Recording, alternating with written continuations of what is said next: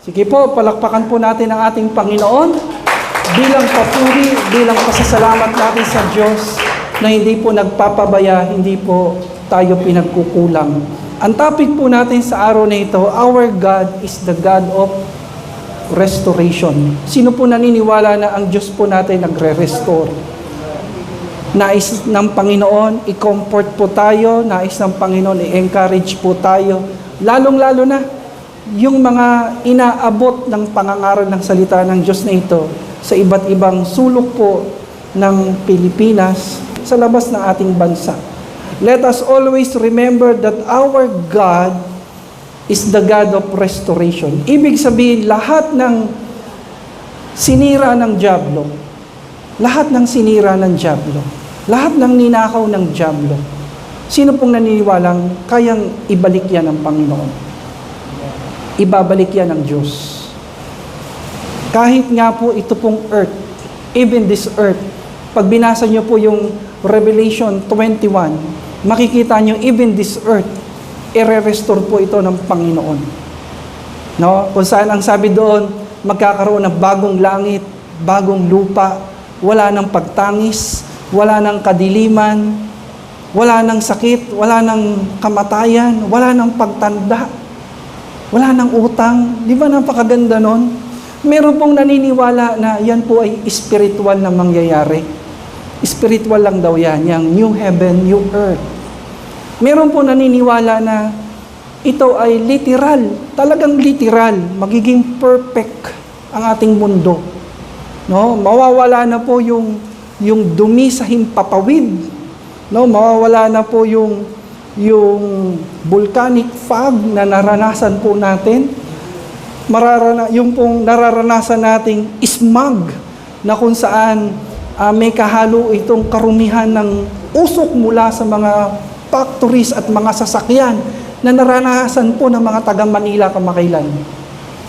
May mga naniniwala ito'y literal. Para po sa akin, ito po ay pwedeng spiritual, pwede pong literal.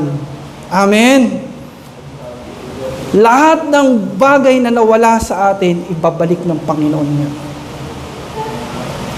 Ang sabi po dito, wala ng kamatayan. Sino po dito yung namatayan po? Namatayan. Namatayan ka ng kaibigan, magulang. Ako po, masakit po sa akin. Last June, namatayan po ako ng tatay. Pero ito po, isa po sa tinitingnan ko po.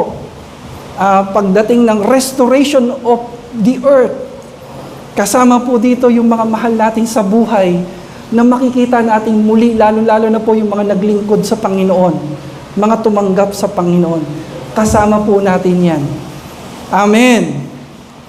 Kaya yun po yung nagiging kaaliwan po natin, na kapag tayo ay namamatayan, kapag tayo po ay may mahal tayo sa buhay na nagpapahinga ngayon, ang pag-asa natin, restoration.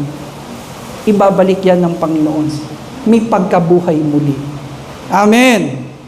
Kaya ngayon pa lang na buhay po ating mga mahal sa buhay, i-evangelize na po natin, imi-mission na ho natin, patanggapin na ho natin sa Panginoon, turuan na po natin ang Biblia para sigurado po silang kasama po sa restoration of the earth.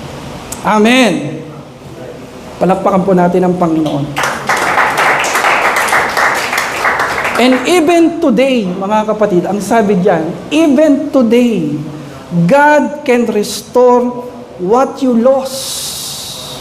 Sabihin mo nga sa katabi mo, lahat ng nawala sa iyo, ibabalik yan ng Diyos. Lahat ng sinira ng dyablo, lahat ng ninakaw ng dyablo sa iyo, everything that you have lost, ibabalik yan ng Panginoon.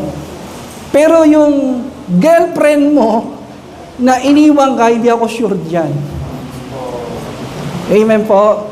Kung may boyfriend ka, iniwan ka, pinagpalit ka, hindi po ako sure. Pakisabi sa katabi mo, hindi ako sure. Kasi hindi natin alam kung kalooban yan ng Panginoon. Kung kalooban po yan ng Panginoon, ibabalik yan sa iyo ng Diyos. Pero one thing is for sure, kalooban ng Diyos maging masaya ka.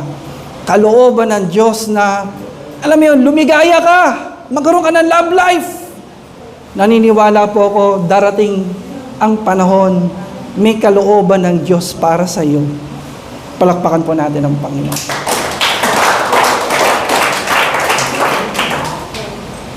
Ang sabi po dito, kahit daw po yung mga broken-hearted,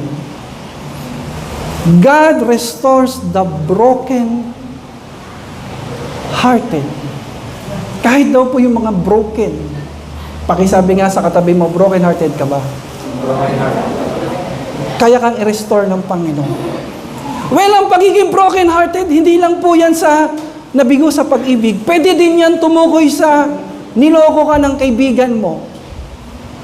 Pwede din po yan tumukoy sa matalik mong kaibigan o close friend mo, tapos niloko ka, nasaktan ka. Tama po? Broken-hearted. Maraming dahilan, maraming kwento, maraming aspeto kung bakit tayo nasasaktan. Pero isang bagay po, tiyak, God can heal us. Kayang pagalingin ng Diyos ang mga puso na sugatan. Pakisabi nga sa katabi mo, kaya kang pagalingin ni Lord. The Lord will heal you from your brokenness. Palalakasin ka ng Diyos, i-restore ka ng Panginoon. Now, sa Biblia po, marami pong kwento sa Biblia na ang Diyos nagre-restore. And even po sa modern day, marami pong nagsasabi na ang Diyos talaga nagre-restore. Tanungin po muna natin yung bawat isa dito. Sino po dito naranasan niya yung ang Diyos nagre-restore? Sino pwedeng magsabing, totoo yan, He's the God of restoration. Hindi ka dapat magtampo, hindi ka dapat mawala ng pag-asa, hindi ka dapat ma-discourage, kasi kapag binalikan ka ng Panginoon, higit pa dyan. Minsan doble pa. Minsan, ma-amaze ka ng grabe naman yung pinalit ng Panginoon. Sobra-sobra. Kung naniniwala po kayo dito, purihin natin si Lord. Palakpakan natin si Lord. Pasalamatan natin ang Panginoon. Kahit nga mahal sa buhay na pumanaw, maniwala ka kapatid, may panahon na magkakasama po kayo. Pero not this time. Sabi katok. Ewan ko ba't kumakatok? Huwag kang mag-alala, kapatid. Huwag kang mag-alala. Kumain ka, ayusin mo sarili mo, palakasin mo loob mo. Darating ang panahon. Yang tatay ko po na umuwi sa Panginoon, darating ang panahon. Makakasama ko po siya. Amen. Sa pagbabalik ng Panginoon. Sa pagsasaayos ng Panginoon sa mundong ito. Hallelujah. Purihin ang Diyos. Ang tanong po sa hapong ito, paano natin mararanasan yung restoration? How can we experience God's restoration? Paano tayo makakaranas niyang restoration na pinangako ng Diyos? Okay po yan, tama po yan. Yung kakanta tayo, magpe-pray tayo, tama po lahat yan. Pero tatlong bagay po gusto ko pong iwan sa inyo kung paano natin mararanasan ito.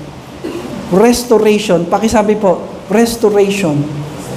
Restoration, minsan pa. One more time, restoration. So, number one, ang sabi dyan, go back to God's will. Bumalik ka sa kalooban ng Diyos, kung ano ang plano ng Panginoon sa buhay mo, kung anong purpose ng Panginoon sa buhay mo, balikan mo yan. Balikan mo yung desire ng Panginoon sa buhay mo. Kapag may mga bagay na gusto mo ng restoration, bumalik ka sa kalooban ng Diyos. Huwag kang lalayo. Huwag kang magtatago, huwag kang magpaikot-ikot, huwag kang matigas ang ulo. Huwag kang magre-rebelde. Balikan mo yung kalooban ng Diyos. Ipagsantabi mo yung kalooban mo. Lord, mahal ko siya eh. Hindi ko kayang mawala siya sa buhay ko. Ipagsantabi mo muna yan. Amen? Baka mamaya pamilyado na yon, hindi kalooban ng Diyos yan. Baka mamaya unbeliever yan, hindi kalooban ng Diyos yan. Okay? Ang pinakamagandang panalangin niya, Panginoon, hindi ang gusto ko ang mangyari, kundi ang kalooban mo ang mangyari. Amen? Hindi na po yung laging ako, yung laging gusto ko. This time naman, Panginoon, yung gusto mo mangyari. Hindi na ako manlalaban. Hindi ko na ipipilit yung gusto ko. Hindi ko na ipipilit kung anong nais ko, Panginoon. Kundi ang kalooban mo ang susundin ko. Ang gagawin ko. Kilala niyo po ba ang taong ito? Siya po ay si Samson. Siya po ang huling hukom sa Israel. Si Samson. Kung papasinin niyo po si Samson, napakalakas po niyan. He was anointed by God to be their leader. Anointed. He was empowered by God. Siya po ay nakakovenant sa Panginoon na itong si Samson na ito ay nakatalaga sa Panginoon at hindi po kailanman dadapuan ng gunting ang kanyang buhok. Kaya long hair si Samson. Sapagat diyan dumadaloy ang kapangyarihan ng Diyos. May nagtatanong sa akin, Pastor, pwede bang magpa-long hair? Si Samson nga, long hair. Walang sinabi sa Biblia na bawal ang long hair, bawal ang short hair. Sa lalaki, bahala po kayo kung anong bagay sa inyo. Ang mahalaga, may malinis tayong puso na sumasamba sa Diyos. Amen! Ang sabi po si Samson, napakalakas. Ultimo leon, kaya niyang durugin sa pamagitan ng kanyang kamay. Napanood ko sa YouTube, 1,000 tao kalaban niya, gamit lang po niya isang malaking buto. Buto ng baka. 1,000. Tinalo po niya. Bakit? The Lord was his strength. Si Lord ang kanyang kalakasan. Gusto ko sabihin sa iyo, kapatid, malakas ka rin. Nasa iyo Espiritu ng Diyos. Gusto ko sabihin sa iyo na bilang anak ng Diyos, nasa iyo ang Espiritu ng Diyos. Malakas ka rin. Amen. Pero ano pong nangyari kay Samson? Ang sabi po diyan, si Samson po ay nagpatalo sa kanyang mga kahinaan. Nagpatalo po siya sa alak at sa balak. Kapag may alak, may balak. Si Delilah po ay ginamit ng kaaway para magtanim ng balak, maitim na balak kay Samson. Kaya niyaya niya po ng inuman. At nung nalasing si Samson, nasabi niya yung kanyang sikreto ng kanyang kahinaan, na nasa aking buhok ang aking kalakasan. Dito dumadaloy ang kapangyarihan ng Diyos. At kapag ito'y naputol, ako ay manghihina, mawawala ng lakas. Kaya yan po nangyari sa kanya, nung naputol po ang kanyang buhok, bigla po siyang nanghina. At nung siya'y nanghina, tignan niyo po, kawawang-kawawa. Dinukot po yung kanyang mga mata, ginawa po siyang alipin parang hayop. Ano pong lesson dito? Huwag kang magpatalo sa kahinaan mo. Lumayo ka sa alak. Sino po mga dalaga? Huwag kang papayag makipag-inuman dahil tandaan mo kapag may alak, may balak yan. Amen. Sa isang Kristiyano, hindi pwede po yung ganyan. Ang totoong Kristiyano nagmamahal, yayayain ka niyan sa gawain ng Diyos. Yayayain ka niyan sa bahay nila, ipapakilala ka. Yayayain ka niyan sa, alam mo yun, sa mga kaibigan na may mabuting impluensya. Hindi magyayayaya ng one-on-one inuman. That's wrong. That's unbiblical. That's worldly. Amen? Anong lesson na pwede natin makuha dyan? Huwag mong hayaan na putulin ng dyablo ang iyong paglilingkod. Si Samson po, buhok sa buhok, dumadaloy yung kapangyarihan ng Diyos. Yung lakas na binibigay ng Diyos sa iyo at sa akin. Saan dumadalo yung lakas na binibigay ng Diyos? Sa paglilingkod po natin. Kapag naputol po yung paglilingkod po sa atin, nawala tayo sa church, nawala tayo sa ministry, nawala na po yung prayer life natin, nawala na yung pakikinig ng salita ng Diyos, nawala na po yung ating pagpupuri sa Panginoon, doon po papasok po ang panghihina. At kapag tayo po ay nanghina, pwede po tayong pahirapan po ng dyablo. Katulad po ng ginawa kay Samson. Tandaan po natin, ang dyablo po ay galit na galit po sa atin. Iniintay lang niya na ihinto mo yung paglilingkod mo. Iniintay niya lang na ihinto mo yung pagsamba mo sa Diyos, yung pagtitiwala mo, yung pananalangin mo, dahil kapag hininto mo yan, doon papasok yung panghihina. At lahat ng bagay na meron ka, pwede niyan dukutin, wasakin. Sabihin mo ng seryoso sa katabi mo, huwag mong puputulin ang paglilingkod mo, kapatid. Huwag mo yan ihinto. Huwag mo yan isusuko. Magpatuloy ka sa Panginoon kahit anong mangyari. Amen! Kahit anong mangyari, magpatuloy ka sa Diyos. Kasi ang isang nagpapatuloy sa Panginoon, mas pinagpapala, mas pinalalakas, mas sinasamahan ng Diyos. Palakpakan po natin ang Panginoon.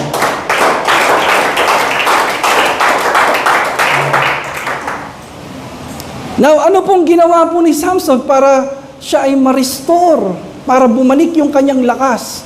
Ang sabi doon, Samson, go back to God's will. Binalikan po ni Samson yung kalooban po ng Diyos. Kasi nung una, kalooban niya yung sinusunod niya. Pag gusto niya magbisyo, nagbibisyo siya. Pag gusto niya mambabae, nambababae siya. Pag gusto niyang gumawa ng mga gawaing sanlibutan, ginagawa niya. Sarili niya, sinusunod niya. Pero anong ginawa po ni Samson? Iniwan niya yung kanyang kalooban. Nagsisi po siya. Humingi siya ng tawad sa Diyos. Bumalik siya sa kalooban ng Panginoon, at nung bumalik siya sa kalooban ng Diyos, muli siyang pinalakas ng Diyos. Naniniwala po ako kapag tayo babalik sa kalooban ng Diyos, palalakasin po tayo ng Panginoon. I-restore tayo ng Diyos. Ibabalik ng Panginoon anumang bagay na nawala sa atin. Now, ano po ang kalooban ng Diyos?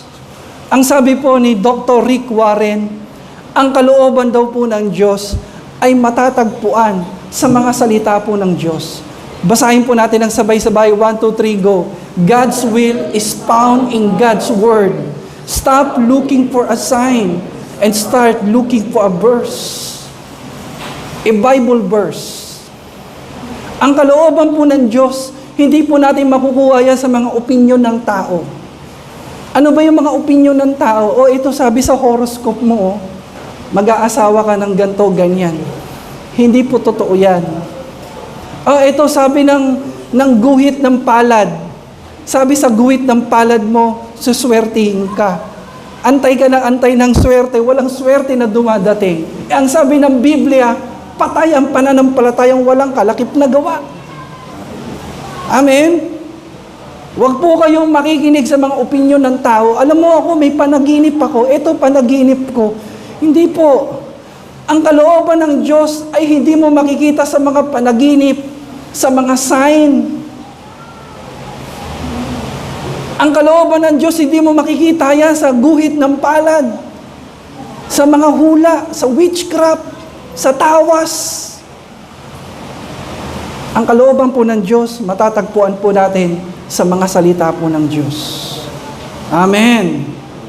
Paano mo malalaman na yung girl na yon para sa iyo, kapatid? Kasi may mga nagsasabi, Lord, talagang yan ang kalooban mo sa akin. Yung babae na yan, talagang sa akin yan. How did you know?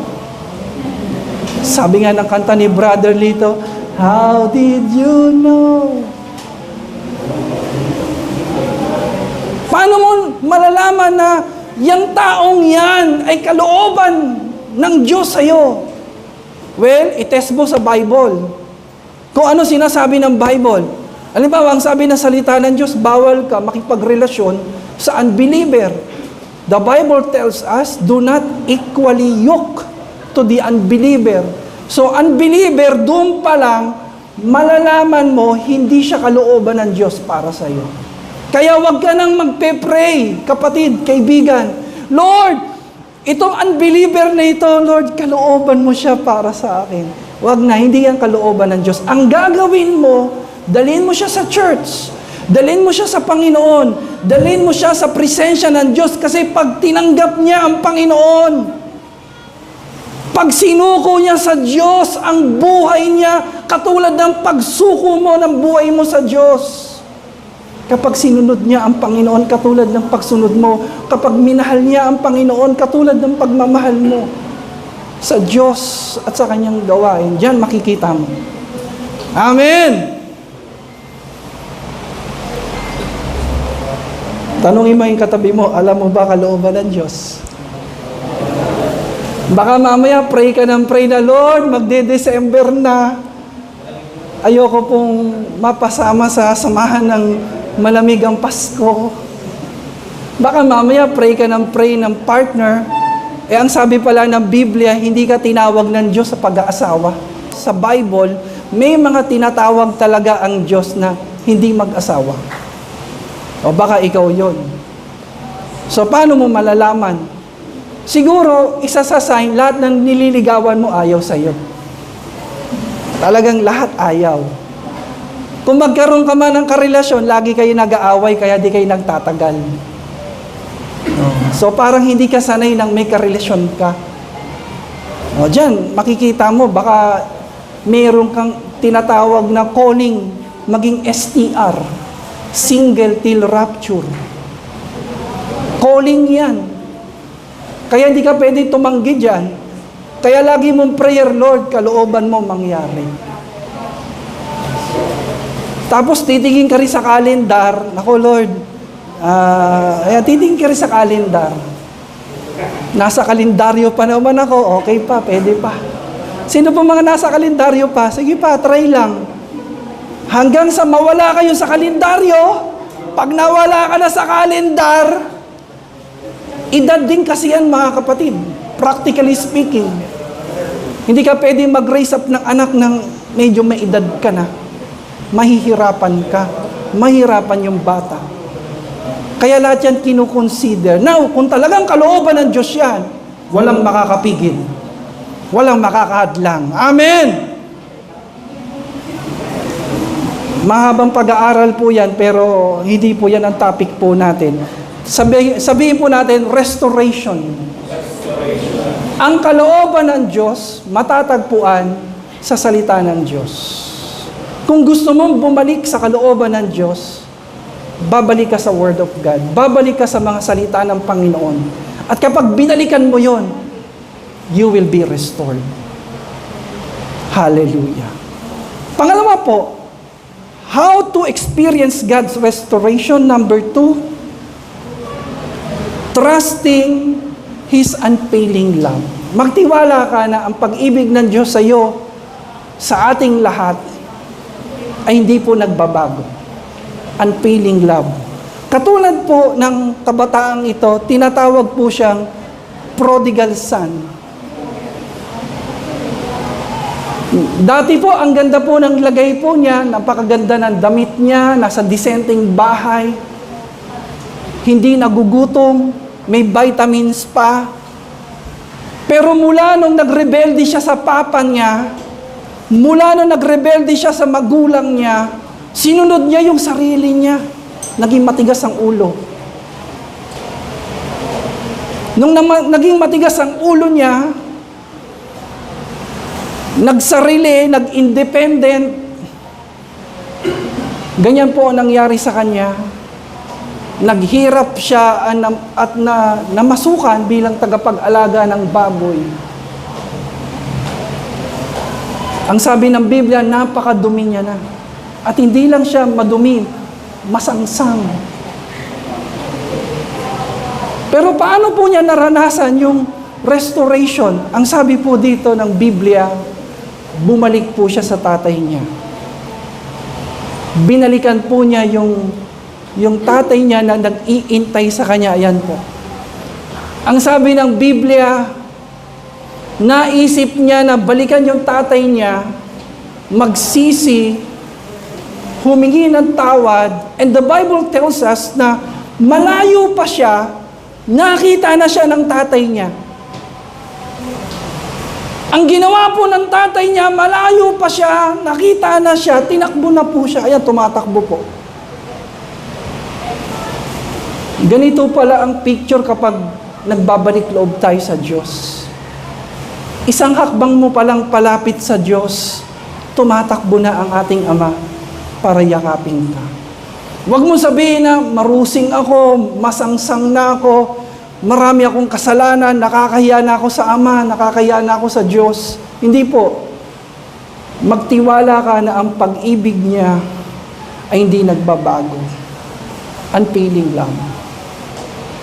Pakisabi po sa katabi mo, tapikin mo siya. Magtiwala ka, mahal na mahal ka ng Diyos. Hindi nagbabago pagmamahal sa iyo ng Diyos. Hindi nababawasan. Hindi lumuluma. Ito'y laging sariwa sa bawat umaga. Trust is unfailing love. May maganda po akong kwento sa inyo.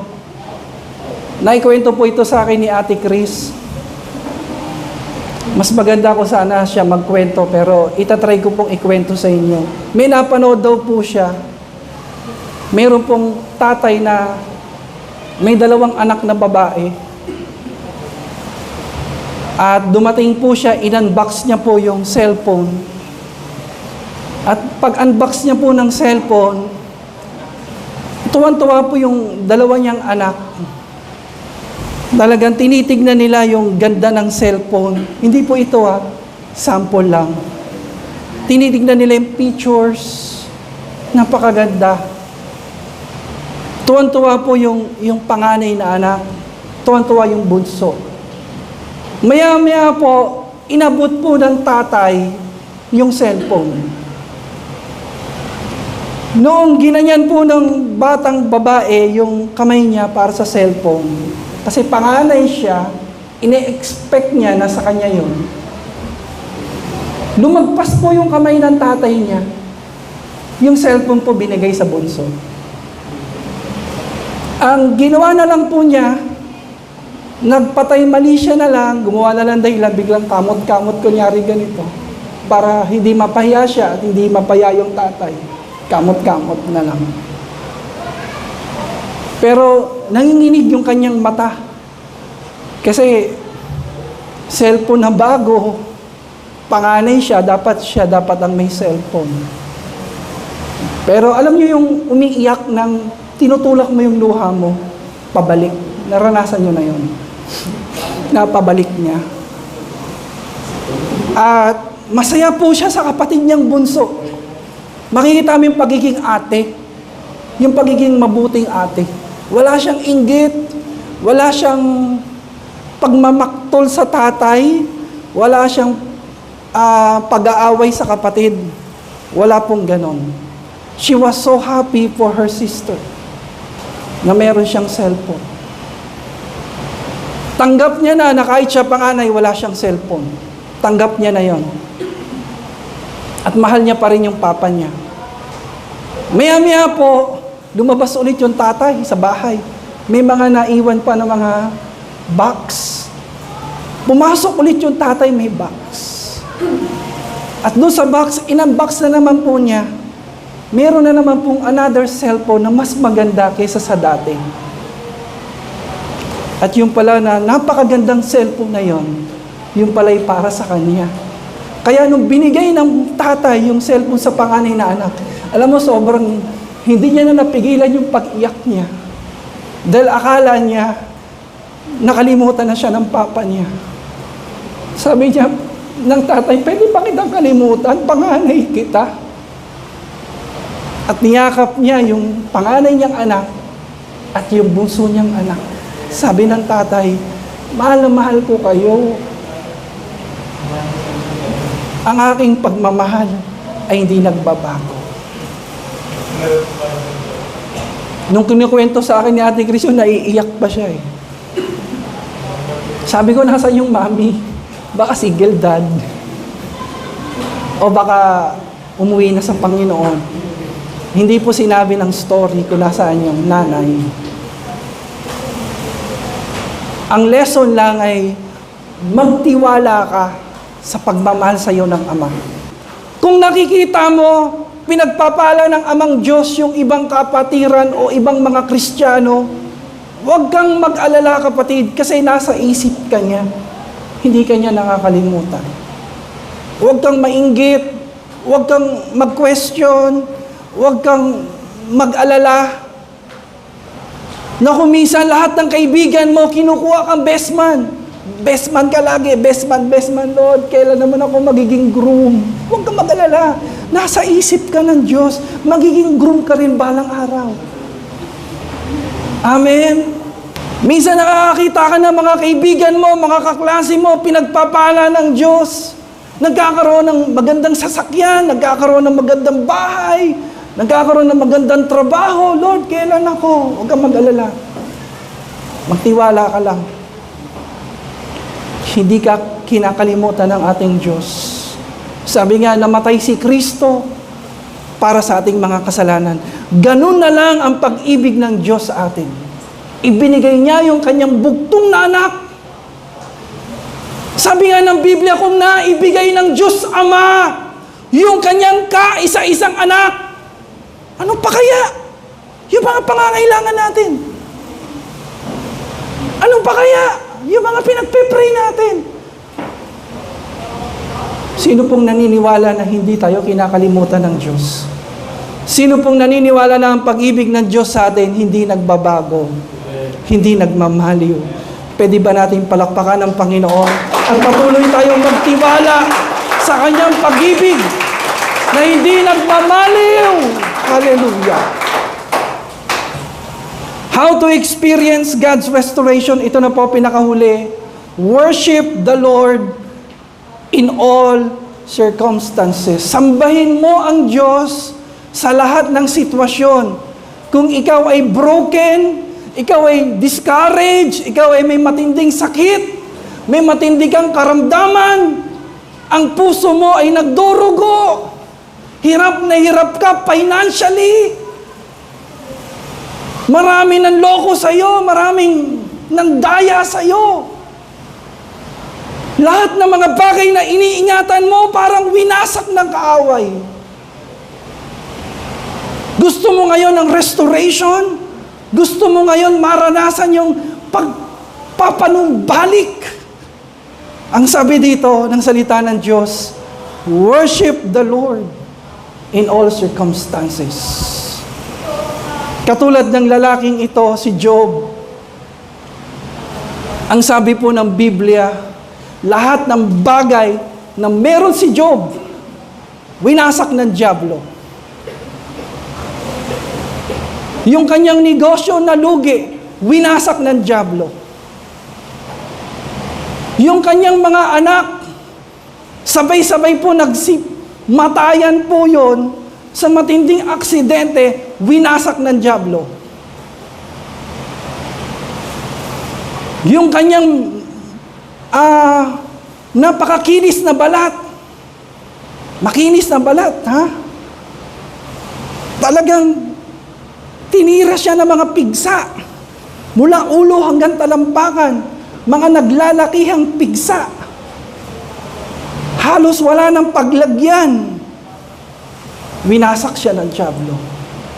Unti mo yung asawa niya, naging bibig ng dyablo, sabi sa kanya, mamatay ka na. Sumpain mo na Diyos mo. Huwag ka nang maglingkod, huwag ka nang sumamba. Pero sabi ng Biblia, si Job po ay patuloy na sumamba sa Diyos. Well, ang reaksyon po natin, Pastor, madaling sabihin yan. Pero hirap gawin. Namatayan ka na. Nalupog ka na. Sino pong naniniwala ang daling sabihin yan, mahirap gawin? Ako po naniniwala, mahirap gawin po yan. Madaling sabihin, mahirap gawin. Pero possible. Posible na may makakagawa niyan. Bakit? Kasi isinulat ng Biblia para maging halimbawa sa atin. Amen? Amen? Bakit sinulat ng Biblia? Para sa ating mga Kristiyano na mabubuhay ngayon, dumaan man yung mga pagsubok sa atin, maging inspirasyon natin ito na si Job nga, mas masahol pa yung pinagdaanan ni Job sa akin. Ako pa kaya magpapapigil, mag-worship kay Lord. Sino po pwede magsabi, hindi ako magpapapigil? Sasambahin ko ang Diyos sa lahat ng sitwasyon. Pinagpapalaman niya ako, dumadaan man ako sa pagsubok, itataas ko ang aking kamay at sasamba ko sa Diyos. Pwede po ba nating palakpakan ng Panginoon? Pumingin po natin ang Panginoon. Ipakita natin sa Kanya na, Lord, we will worship you in all circumstances. Patuloy po namin kayo sasambahin. Bakit? Kasi naniniwala tayo na ang pagsamba po sa Diyos ay nagbibigay ito ng kagalingan. Bakit ka titigil sumamba? Diyan ka pagagalingin ng Diyos. Bakit titigil ka sumamba? Diyan ka i-restore ng Diyos. Amen? Naniniwala po tayo na ang pagsamba sa Diyos ay hindi lang sa panahon ng pinagpapala tayo. Hindi lang sa panahon ng maganda sitwasyon. Naniniwala tayo na ang pagsamba sa Diyos ay hindi lang obligasyon, ito'y privilege. Pribilehiyo ito na binibigay ng Diyos sa atin para tayo makapagpahinga sa Kanyang presensya. Makapagpahinga at makapagpalakas sa Kanyang presensya. It's a privilege. And when we worship the Lord, sa anumang sitwasyon, doon po siya malakasang pumikilos. Pwede po nating i-cancel ang lahat ng bagay na meron po tayo. Pero worship, hindi natin pwede i-cancel. May mga usap tayo, may mga meeting tayo na minsan nakakancel. Minsan nga, may meeting tayo, pwede i-cancel. Kasi pwede i-reset. Pero pagdating sa worship, para bang ang hirap. Kasi alam mo, doon ka lumalakas. Alam mo, doon ka pinupuspos ng banal na spirito. Hallelujah. At ang sabi po ng salita ng Diyos as we end, lahat ng bagay na nawala kay Job, 42 verse 10, after Job had prayed for his friends, the Lord restored his prosperity and doubled his former possessions. Pagpalain po ng Diyos ang kanyang pong mga salita sa araw na ito. Amen and amen.